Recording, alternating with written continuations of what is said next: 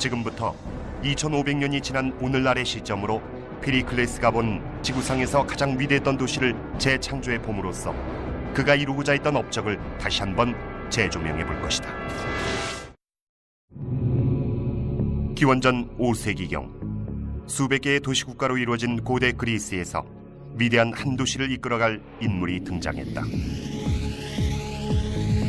이 도시가 바로 아테네며 피리클레스는 황제나 왕자가 아닌 선출된 지도자였다. 피리클레스는 민중의 지지를 얻고 자신의 이상에 매진했다. The story goes that when Pericles' mother was 8 months pregnant with him, she knew that she was going to have an extraordinary son who was destined for greatness because she had a dream that she gave birth to a lion. And for the ancient Greeks, the lion was always a symbol of leadership. To be a successful politician and statesman in Greece, he needed to be a military leader, and he needed to be an effective speaker in the assembly. And he was clearly both of those. Pericles not only contributed to Athens becoming a leading power, I think he was the main creator of that power. 피리클레스는 아테네가 세계 최고의 도시며 새로운 제국의 수도란 사실을 만방에 널리 알리고 싶어 했고 이러한 의지를 건축물을 통해 구현할 예정이었다. 피리클레스는 이를 위해 서구 역사상 가장 비싸고 거대한 건물을 짓고자 야심찬 계획을 세웠다. 이를 위해선 자금이 필요했다. 그래서 혹자는 도둑질이라 평하는 방법으로 그리스의 재물을 끌어모았다. 그리스의 전 도시국가를 방어하는 데 쓰여야 할 자금을 자신이 통치하던 아테네의 영광을 위해 전용한 것이었다. 그리고 그 대역사의 시작은 파르테논 신전이었다. 여신 아테나를 기리기 위한 이 신전은 역사상 가장 많이 모방된 건축물이며 공학자와 건축가들에게도 큰 영감을 선사했다. 8년에 걸쳐 완성된 파르테논 신전은 1억 달러에 달하는 비용이 소요됐으며 최고급 대리석을 무려 2만 톤이나 들여 지은 엄청난 건축물이다. The Parthenon is arguably the most influential building in world history. You cannot go into any city in North America or Europe or indeed most of the world without finding a 19th century bank facade, parliamentary building facade or law court building that isn't in some way influenced by the Parthenon. The Parthenon is a very special building because of the visual impact it has on you. When you go up there, it's first of all huge. Solid marble. There's not a straight line in it, so that it has a lightness and a sense of movement. When you stand on the Acropolis and look at it, it seems almost to float. 파르테논의 이미지는 우리에게도 익숙하지만 2500년 동안 전쟁과 기후 그리고 역사의 소용돌이를 거치면서 오늘날엔 위대했던 신전의 그림자만 남아있게 됐다.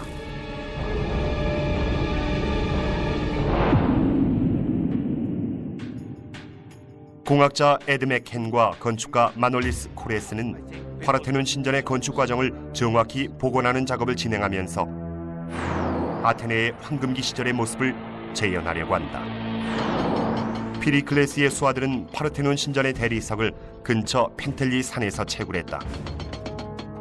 오늘날 신전을 복원하려는 연구팀도 같은 곳에서 대리석을 채굴했다. 현대 기술의 도움이 있었다 해도 당시 이 채굴 작업을 끝내는 데는 수개월이 소요됐을 것이다. 1차적으로 대리석을 원석에서 끌로 채굴해야 하며 이후 선별 작업을 거쳐 대리석을 수송하는 단계로 넘어간다. It was a 10-mile journey and they bought 20,000 tons of marble blocks with just teams of oxen and rollers. This incredibly long journey all the way up the steep Acropolis to get it there. This is an astonishing feat. It would be an astonishing feat today with proper cars and so on. 특히 92m가량의 가파른 사면으로 대리석을 올리는 마지막 운송 과정이 가장 어려운 부분이었다. 에드 맥켄은 당시 석공들이 사용한 뛰어난 운반 기술을 밝혀냈다. They had a very cunning system for getting the rocks up to the top. And what they did was they set up, they had a cart on one side with the rock on it, And up the top on the other side, they have another cart full of stone with a big rope going round and over a giant pulley wheel. And then they set up the donkeys and the people all pulling down. And so they pull down and lift the rock up. And then at the top, they're able to unload it. And then they bring the horses up here, they put a rock on that side, and they bring it back up and down like that. So it's a counterbalance system. 에드와 마놀리스는 대리석의 무게를 계산하면서 이 거대한 대리석을 운반한 당시 석공들의 놀라운 기술에 더욱 감탄을 금치 못했다. So they had 8 cranes Yes. dotted around the Parthenon, and these were timber cranes, Yes. and they lifted these pieces up into the construction. And the biggest piece was 13 tons, so about Yes, the biggest 8 pieces weighing 13 tons each. 당시의 기중기는 무게 13톤의 돌을 들어올릴 만큼 힘이 강력했으며 아주 간단한 구조로 설계됐다. 철받침대에 연결된 2개의 목재 구조물이 한쪽 끝에 도르래와 로프로 연결됐다. 현장에 동원된 인부는 200명 정도였지만 석공과 주형공, 주물공과 로프 제작자 및 수송 인부 등 도시 주변으로 수천 명 이상의 지원 인력이 배치돼 있었다. Manolis, are these the original pick holes? Exactly. Second stage after bringing the stone from the quarry. It is one of the preliminary stages. But the last time someone put their finger in there might have been 2,500 years ago. Exactly. With a pick.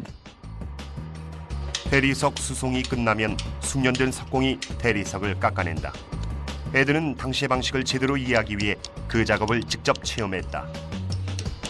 The key principle that underlies working the stone is working from doing rough cuts with the stone through to gradually getting to finer and finer stone cuts. And that's reflected in the tools that they use. So that the tool that they used for rough cutting was this double pick. It's difficult to lift and it's difficult to aim. I'm reliably informed that if you were any good with this, I could move 200 kilos, that's about twice as much as I weigh, in an hour's work with one of these. Now, as you got into the stone and you needed to get finer and finer, you needed to use ever smaller tools. And I can put them exactly onto the bit of stone I want to hit, to the nearest millimetre. It's much, much easier to use, and I can't really go too far wrong. But of course, I don't get very much off with this. It would take me 2 weeks chiselling away, basically reducing the marble to dust before I'd move 200 kilograms. 기둥과 원통형 구조물이 완성되면 이들을 서로 연결해야 한다. So this is where the original stones were put together, and these were iron clamps. Exactly. to The hold clamp it is together missing, with. but you see the bed of so- the original construction. And Yes. this would have been underneath, so you wouldn't Yes, have seen it. always. So it was underneath the Yes, bottom of the exactly. column. Hidden by the next course. Yes. I see. Okay. 현재 파르테논 신전은 공해로 인한 손상으로 대대적인 복원 작업이 필요하다. 에드는 신전을 최초로 건설할 당시에 대리석 연결 기술에 관한 증거를 수집해 효율적인 복원 작업에 관한 접근 방식을 제시하고 있다. This is the modern restoration work that is going on. And although it's different to what they did in Periclean times, there are some similarities. I mean, first of all, the column drums themselves are the same, and they're lifted up, in this case, by a great big iron and steel crane. In those days, it would have been a timber one. And you can see in the middle there a little metal spigot sticking up. Nowadays, it's made out of titanium, but in Periclean times, that would have been wood. And that's what helps you to centre this thing. So when you lower it in with a crane, there's a little hole, and you line them up, and then you know you're exactly centred up. 각각의 대리석 벽과 기둥은 당시의 뛰어난 기술을 잘 보여주고 있는데 완벽하게 배치된 후 빈틈없이 결합됐다. You see one of the best preserved joints in the Parthenon, because this column was never destroyed by any event like bombardment or earthquake. In these joints, you couldn't get a piece of paper in there, could you? 무게 13톤의 원형 기둥 46개로 이루어진 파르테논 신전의 외부 구조는 비교를 불허하는 웅장함이 고스란히 드러난다. 오늘날에도 인상적인 모습이지만 페리클레스 시절엔 그 웅장함에 넋을 잃을 정도였을 것이다. 신전의 외형만큼이나 내부 구조도 놀라웠겠지만 지금은 남아있지 않다. 따라서 지금부터 복원팀은 완성 당시의 신전 내부 구조를 집중적으로 재조명해봄으로써 역사상 최고의 조각상들로 가득했던 파르테논을 속속들이 들여다볼 것이다.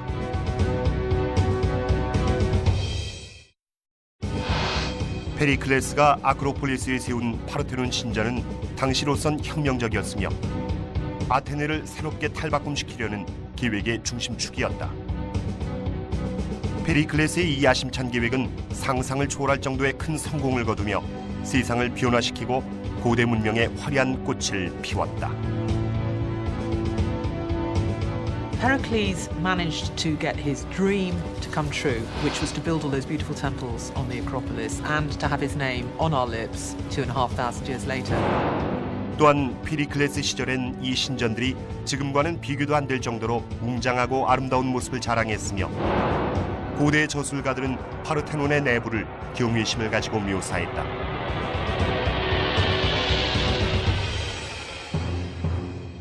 하지만 지금은 그 아름다움의 그림자만 남아있다.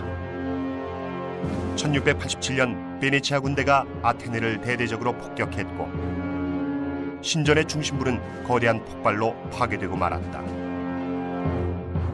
이제 에드와 마놀리스는 잔해 속에 남은 당시의 흔적에 관한 증거를 수집하면서 최초 완공 당시 파르테논 신전의 모습을 규명하고자 한다. This is where a Venetian cannibal smashed into the column, bang, and the lines of stress fly out and a big chunk of the marble falls off. And they're all over here. We see one there, one there. I've noticed that you've got some Greek vandals, because that's graffiti, isn't it? Yes, it is, yes. One of 230 graffitis in the Parthenon, many of them of historical value, pertaining to people thanking God for being saved in the sea after voyage back to Athens and so on. A Greek sailor would have gone out in his ship, and if he'd had a successful voyage, he would have come back to the Parthenon, climbed up here, and scribbled something on the wall saying, "Thank you very much, God." Exactly, yes. Fantastic. 낙서와 포탄 자국 사이에서는 안료의 흔적도 발견됐는데 이는 신전의 전체적인 구조가 지금과는 완전히 달랐다는 것을 시사한다. 전형적인 그리스 사원의 사진엔 새하얀 대리석만 보이지만 파르테논 신전은 한때 화려한 색상을 자랑한 듯했다. So the Parthenon was actually painted when it was Yes, it new. was painted. It was a principle in ancient architecture to cover the buildings with paint, even in marble. 이젠 신전의 본 모습을 재조명해 볼 수 있게 됐다. 새하얀 기둥 위에는 푸른색과 붉은색, 황금색의 화려한 박공 지붕이 있었다. 사실 이처럼 화려한 색상의 그리스 신전은 파르테논이 유일하다. 게다가 파르테논은 화려한 색상 외에도 92개의 멋진 조각상으로 장식돼 있었다. 신전 벽면의 대리석 조각은 그 길이만도 거의 160m에 달했다. 또한 박공지붕에 장식된 조각도 엄청난 수준이었다. I think the Parthenon is remarkable because if you look at the sculptures, and we can these days see them from behind and see that they're beautifully sculpted in the round, yet once up in the building, they could never be seen. It's hard to explain that, except perhaps the pride of the artists, the sense that they were doing this in honor of the gods and perhaps in honor of the city. Pride of workmanship. 페리클레스는 신전에 들어서는 사람들이 위축된 기분을 느끼도록 만들고 싶었다. 이 신전은 단지 숭배 장소가 아니라 아테네의 국고 역할까지 했으며 또한 아테네라는 위대한 도시의 상징이었다. 도시의 소우 여신인 아테나의 거대한 조각상이 자리하고 있었으니까 말이다. 공학자인 에드 맥켄은 오래전에 파괴돼 사라져버린 그 조각상의 위치를 찾고자 조사를 거듭해왔다. And Manolis is a bit embarrassed to tell me where the statue was because it's right underneath that rather horrible crane. It was where Athena used to stand in all her glory. Will you put the Athena back as part of the restoration? It's impossible because the whole thing was destroyed, completely destroyed during the fire in the 3rd century AD. 기록에 따르면 아테나 조각상의 크기는 9m에 달했고 황금과 상아로 덮여 있었다. 또한 신전 내부에 위치한 탓에 가까운 곳에서만 볼 수 있었고 그 앞에 서면 모든 사람이 위축되는 느낌을 받았을 것이다.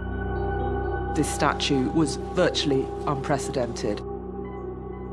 Pericles had it put on a plinth that was 5 foot tall, so that when you went in, all you could see was her feet, and then you gradually lifted your gaze up and up and up and up, 40 more feet until you finally came to her beautiful face, her helmet with these horses springing out of it towards the gods.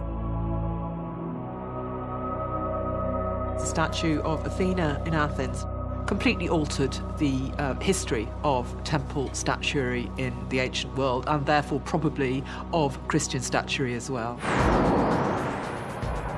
그리고 파르테논 신전의 외부 디자인은 후대에 더 큰 영향을 미쳐왔다.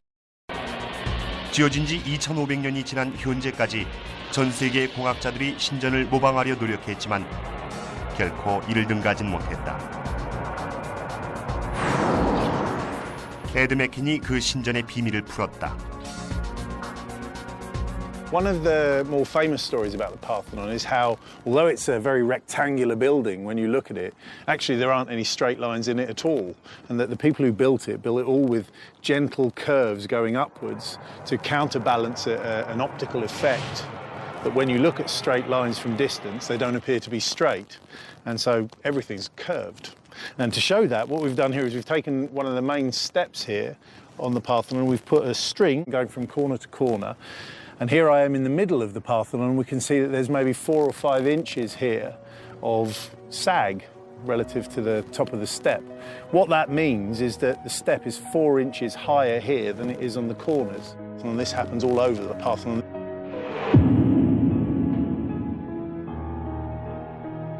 이제 수십 년간에 걸친 조사 자료와 최신 그래픽 모델링 기술의 도움으로 파르테논 신전을 재구성할 수 있게 됐다.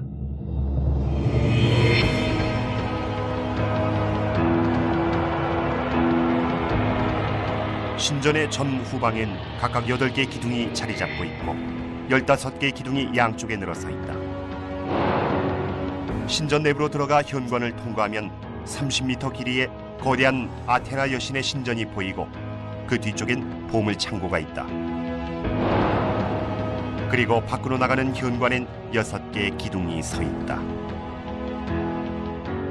The Romans regarded the miracles of the Acropolis as the models for many of their buildings, and of course they then affected enormously the sort of buildings that went up during the European Renaissance. So even if it's via Rome, the Parthenon's influence always lives on in architecture. 이 파르테논 신전 하나만으로도 피리클레스의 이름은 역사에 남았겠지만 피리클레스는 이에 그치지 않고 아테네라는 도시를 뿌리부터 송두리째 탈바꿈시켰다. 혁명적인 일련의 건축물은 아테네의 전경과 시민들의 의식을 변화시켰고 페리클레스는 이를 바탕으로 민주주의를 탄생시켰다.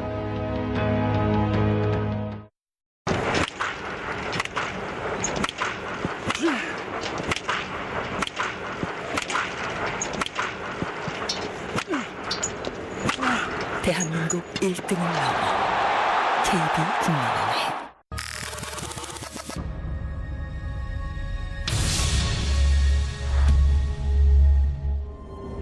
문명사에서 가장 큰 폭발로 기록된 시베리아 대폭발.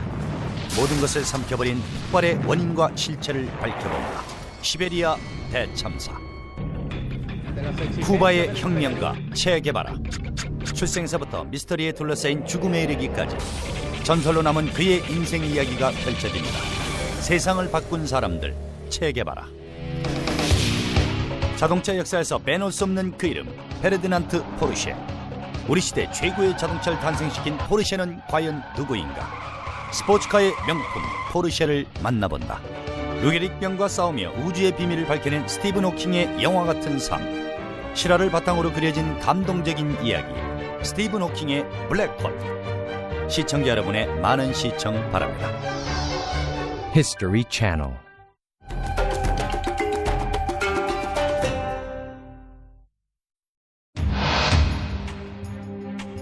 아크로폴리스에 자리한 파르테논 신전은 페리클레스 시대를 통틀어 초강대국으로서의 아테네의 권위를 상징하는 건축물로 우뚝 서 있었다. Athens showed her dominance over the rest of the Greek world mainly through, I think, Pericles' building program. 하지만 페리클레스는 도시의 위용을 세상에 자랑하는 것에 그치지 않고 아테네에 거주하는 일반 시민들의 삶도 근본적으로 개혁하고자 했다.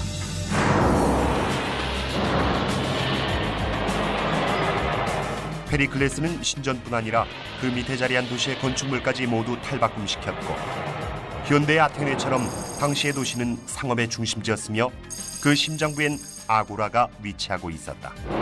The agora was extremely important. It's a marketplace, it's a political center, it's a social center. It's basically the middle of town in all respects. 아고라는 과거 야만인들의 침공으로 완전히 폐허로 뒤바뀐 후 현재는 개인 소유의 건물이 들어선 탓에 과거의 자취는 흔적도 없이 사라졌다. 하지만 페리클레스 시절 세계에서 가장 진보된 문명의 중심지였던 36,000평에 달하는 이 아고라의 모습을 현대 기술로 재현하는 것은 가능하다. 아고라 건축에 있어 세계적 권위자인 존 캠프는 예전의 모습을 재구성하고자 30년도 넘게 연구해왔다. 아고라는 생활의 중심지로서 분주한 거리와 여러 개의 신전 및 시장을 비롯해 최초의 상원 의사당까지 자리하고 있었다. The agora in Periclean times would have been quite impressive. It would have been lined with stoas, which are big, long, colonnaded buildings in which you could take shelter from the sun or from the rain, depending on the weather. And it will have been full of people. 아고라에는 파르테논과는 아주 다른 특별한 신전이 위치하고 있었다. 이 헤파이스토스 신전은 페리클레스의 이상을 실현시킨 장인들에게 바치는 건물이었다. 페리클레스는 이와 같은 행동을 통해 자신의 권력이 시민들의 지지에서 비롯된다는 사실을 잊지 않고 있음을 보여주었다. It's one of the best preserved temples in antiquity, so it's a little hard to see how it goes together. When you come down here, you can see pieces of its virtual twin, which was set up down in the lower square. And from this, you can see that the building is made pretty much all of marble. No mortar was used. The individual pieces were held together with iron clamps, such as the one you see here, and iron dowels. And you can still see the piece of iron and a little bit of the lead used to hold it in place, along with the pry hole used to get the next big block in place. This here is a step block, and everything above here in that direction would have been the second step, so all these marks would have been covered. 헤파이스토스 신전은 아고라의 가장자리에 자리하고 있었으며 아고라의 중앙엔 의사당이 있었다. 건축가들은 땅을 다지고 인공 테라스를 만든 다음 바위에 붙박는 방법으로 의사당을 지었다. 건축에 사용된 기술은 이미 시험을 거친 것이었지만 건물 내부는 그야말로 혁명적이었다. 이 건물이 바로 민주주의의 유람이었다. These walls here are all that remain of the old council chamber built in about 500 BC. It was a very simple building with mud brick walls, a columnar facade to the south, and a bunch of wooden seats for the councillors to sit on. 직사각형의 대기실을 지나면 거대한 중앙 홀로 이어졌고 5개의 기둥이 중앙의 목재 지붕을 떠받치고 있었다. 500 Athenians would be allotted every year, not elected, just picked out of a hat, to serve as the senators. 당시 민주주의의 형식은 아주 단순했다. 의회는 참석한 시민들에게 소송이나 과세 혹은 전쟁 여부 등 토론 주제를 제시했다. 그런 다음 실질적인 결정은 시민들의 몫이었다. 투표 형식은 테라코타 단지에 조약돌을 넣는 방식이었다. 당시 의회는 오늘날 미국의 상원과 비슷하지만 직업 정치가들이 권력을 잡도록 하진 않았다. 대신 아테네 시민이라면 누구나 평생 한 번은 의원으로서 임무를 수행하도록 했다. Most democracies today are representative democracies. Athens was a direct democracy. We can compare it as a working system of government to something like a New England town meeting, where everybody in the town goes to the meeting and the decisions are made by everyone. 페리클레스 시절의 아테네에서는 한 개인이 지나치게 권력을 독점하지 못하도록 방비책을 세웠다. Ostracism is something we don't use anymore. It was kind of a reverse election where the Athenians had the opportunity once a year to vote somebody out of office. And the way they did it was by writing the name of the man they thought was a threat to the democracy on a piece of pottery. And the Greek word for that is an ostracon. So it was essentially being exiled for 10 years by vote of little bits of pottery.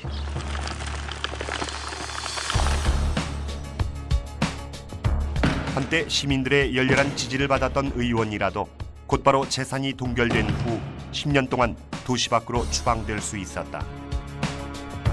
하지만 놀랍게도 페리클레스의 경우 무려 30년이 넘는 기간 동안 아테네를 통치했지만 단 한 번도 이런 징계를 받은 적이 없었다. 페리클레스의 권력은 시민들의 지지에서 비롯됐다. 그런 시민들이 살아가는 곳은 도시의 웅장한 건물과 사원들을 따라 바로 옆에 자리 잡은 소박한 형태의 거주 구역이었다.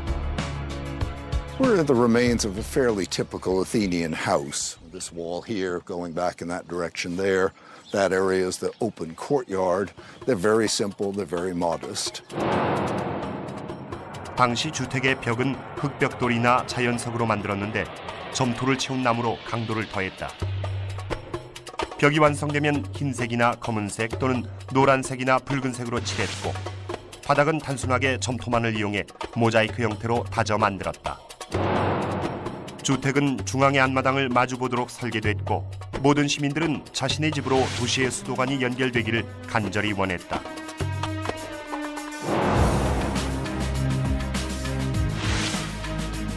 로마의 위대한 건축물들이 세워지기 수백 년 전부터 이미 페리클레스 시대 아테네인들은 고도로 발달된 상하수도 시설을 개발했다.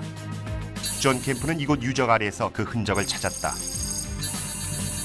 Clean water is essential for the well-being of the city, of course, and both Pericles and other statesmen concerned themselves a lot with making sure the Athenians had enough. You see here a group of pipelines that have been excavated, many of them used to bring good fresh water into the city, many others used to carry the wastewater away. And literally hundreds of meters have been found crisscrossing the Agora. 수도관은 도공의 물레에서 만들어졌기 때문에 길이는 1m 정도로 짧았으며 두께는 5cm 정도로 한쪽 끝에 가장자리는 물이 새지 않도록 특수 설계돼 있었다. 수도관의 선치가 모두 끝나면 기술자들이 재를 탄 물을 부어 누수 여부를 점검했다. 각 수도관은 아고라 밑으로 연결되는 얕은 도랑을 통해 수많은 우물과 산속의 샘에서 물을 실어 날랐다.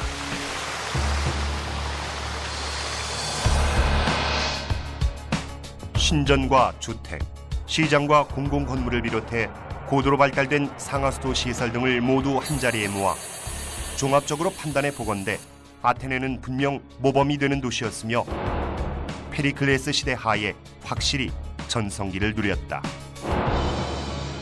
문제는 이러한 성공을 유지하는 데 있었다.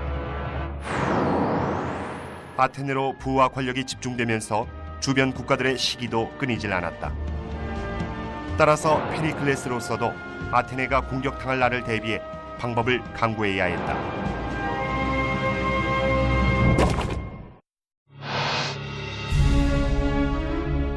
아테네는 끊임없이 새롭게 변화해 나갔고 이런 성과를 바탕으로 페리클레스는 30년 이상 아테네를 통치했다. Every year for over 30 years, he was re-elected head of the Board of Generals. Every year he was elected like that. He never, ever, ever failed to get that position. 아테네의 부흥과 더불어 군대 수장으로서 페리클레스의 권위도 날이 갈수록 더욱 중요해졌다. 스파르타는 그리스에서 아테네가 쥐고 있던 힘의 유일한 라이벌로서 이 둘 사이의 긴장감은 커져갔다.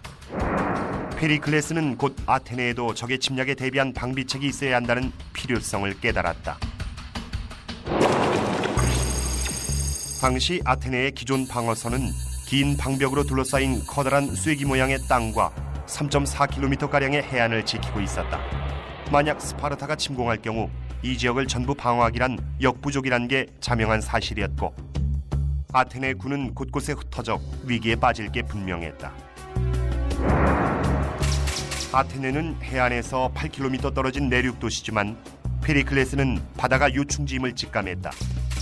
산악국가인 그리스는 운송에 걸림돌이 많은 탓에 무역의 대부분은 에게해의 섬도시들과 이루어지고 있었다. 이런 상황을 고려해 볼 때 페리클레스는 피레우스 항으로 향하는 길목에 전력을 집중했다. 페리클레스는 항만까지 곧장 이어지는 세 번째 방벽을 건설했고 이를 통해 방어 수송로가 만들어졌다. 수송로는 좁았지만 긴급 상황 발생 시 아테네와 바다를 연결하는 길이 생긴 셈이었다. 오늘날의 기준으로 보더라도 대규모 공공건축 계획이었다. 오늘날 고속도로 건설에서 볼 수 있듯이 방벽을 세우면 필수적으로 개인주택과 농장을 가로지르게 된다. 강도 건너야 하고 지역사회를 분할하는 탓에 시민들을 자신의 땅과 고립시켰다. 하지만 페리클레스는 전쟁 준비가 시급한 현 상황을 고려할 때 이 정도 혼란은 감수해야 한다고 생각했다. 오늘날 페리클레스의 방벽은 자취를 감췄지만 이 에고스티나 요새가 아주 흡사한 형태를 띠고 있어 이에 관한 조사를 통해 아테네가 건설한 긴 방벽의 원래 모습을 미루어 짐작할 수 있다. The wall that he built would have been of smaller stones than this, I imagine, for 4 meters or so, 12 feet, and then above that, mud brick for another, say, 3 or 4 meters. 양쪽 돌벽 사이의 공간에 자갈을 빽빽이 채운 후 바로 그 기초 위에 주춧돌을 올리고 그 위는 흙벽돌로 마무리했다. 이 돌 방벽은 폭이 5m, 높이는 9m에 달했고 장장 13.5km나 뻗어 있었다. 페리클레스는 난공불락의 방벽을 짓고자 했던 것이다. 완벽한 방어의 핵심은 적절한 인력 배치였다. 무기 전문가인 마이클 로우즈는 페리클레스가 택한 이들 방어선의 유지 전략을 오랫동안 연구해왔다.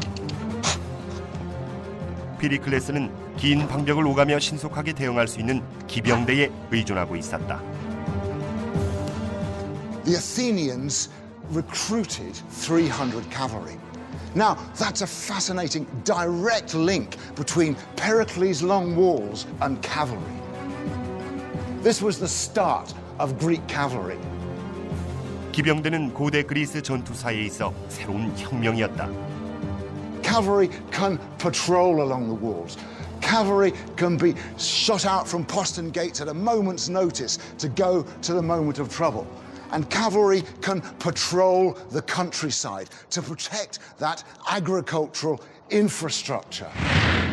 샘문은 방벽을 따라 일정한 간격을 두고 위치해 있었으며 높은 타워와 성벽도 방어에 큰 도움이 됐다.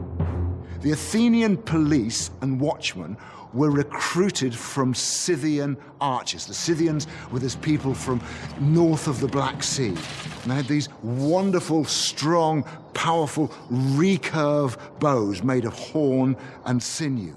Got a range of about 250, 300 yards. So anybody trying to lay any sort of siege work out there, these archers are going to be picking them off, and they would stand no chance.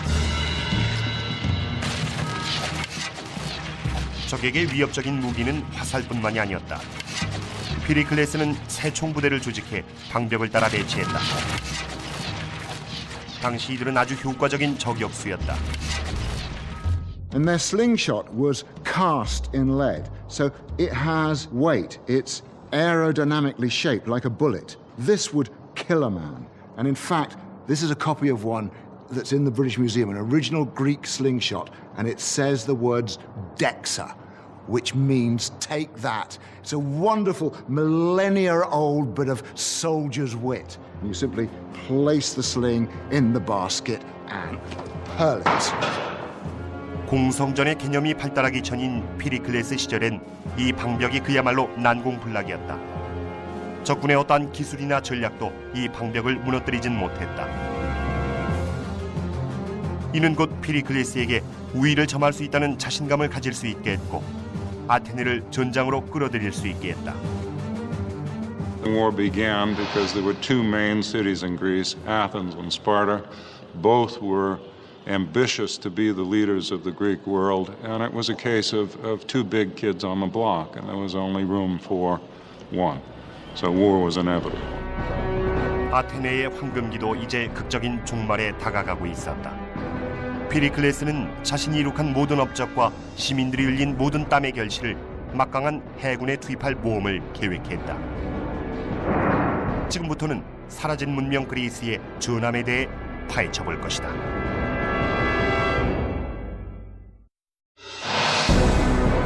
기원전 431년 피리클레스의 예상대로 스파르타군이 아테네를 침공하기 시작했고 이에 대응하는 피리클레스의 방식에 아테네 시민들은 경악을 금치 못했다. 아테네의 요새 강화에 전력을 기울여온 피리클레스는 여기에 자신의 모든 믿음을 부여하고 변두리 주민들에게는 각자의 집을 버리고 자신이 세운 방벽 뒤로 대피할 것을 명령했다. 많은 사람들은 이를 비겁하다며 비난했다.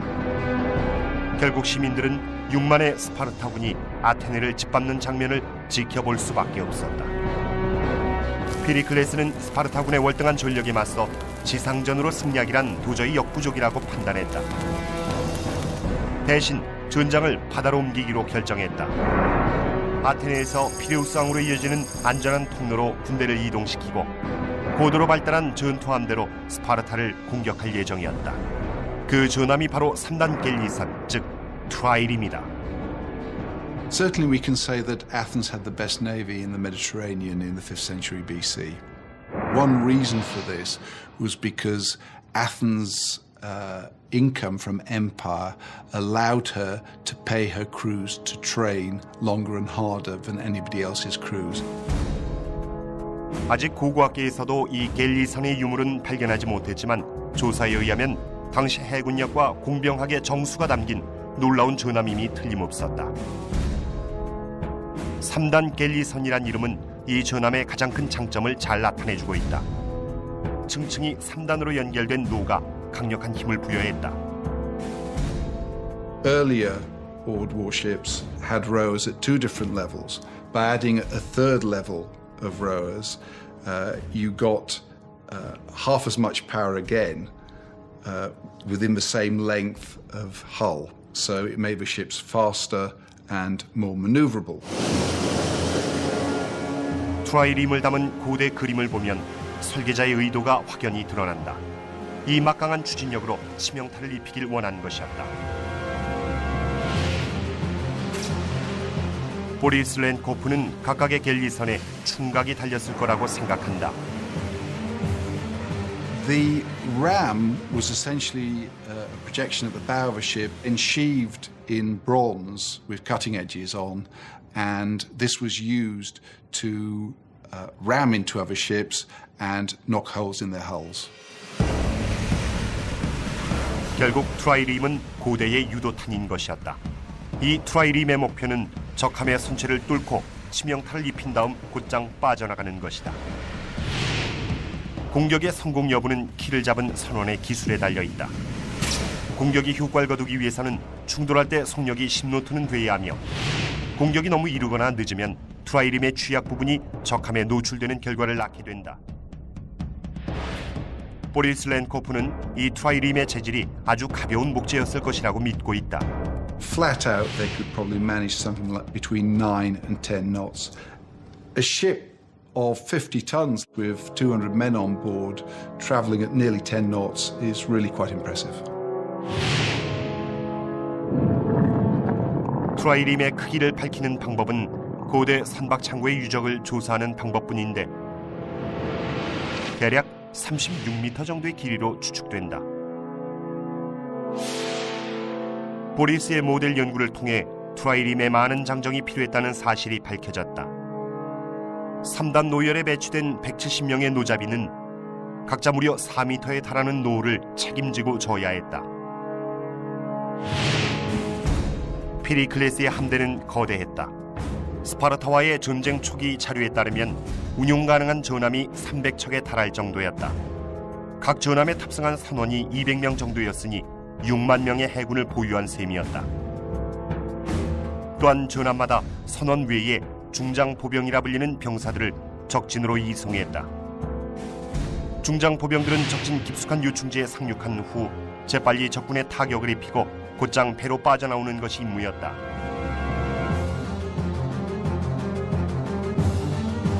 무기 전문가 마이클 오우즈는 당시 중장보병들이 쓰던 전술을 밝혀냈다. You would have vast phalanxes of hoplites, infantry armed with a spear and a shield would charge each other. Meeting with an explosive energy, shoving and pushing and jabbing and stabbing their spears deep into the enemy ranks. It was a war of attrition. Imagine that behind Richard there are 600 hoplites, 8 to 12 rows deep. Now the first 2 or 3 ranks are going to be able to reach with their spears into the enemy lines. But behind that, the men are muscle and weight. 강력한 보병 부대와 이를 지원하는 프라이림 함대의 힘을 바탕으로 피리클레스가 스파르타와의 전투에서 순식간에 낙승을 거둘 것처럼 보였지만 그 승리는 환상에 불과했다. 스파르타군은 무려 10년 동안 5차례에 걸쳐 아테네의 방벽을 공격했고 매번 후퇴하면서도 끊임없이 재차 공격을 감행했다.